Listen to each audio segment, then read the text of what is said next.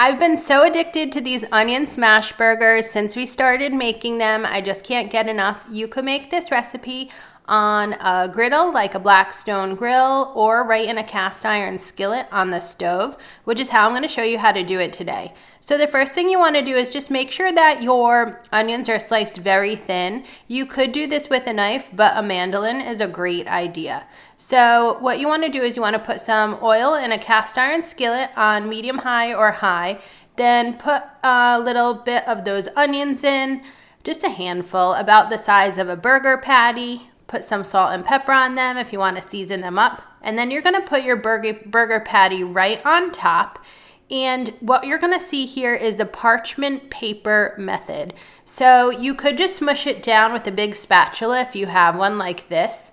But you could also use a piece of parchment paper on top to really squish them down. So you just want to make sure that you take a temperature, make sure it's, medium or medium rare, or however you like your smash burgers. And I like to just do them one or two at a time. It kind of depends on how big your cast iron skillet is. But as you see, with the parchment paper, it's just this really easy trick to get them super, super thin.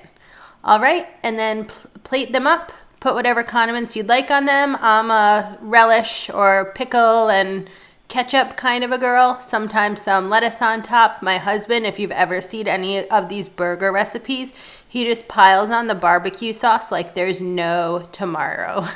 So here's just another little one we did. Like I said, we just kept making these over and over. Ooh, a little beer in there.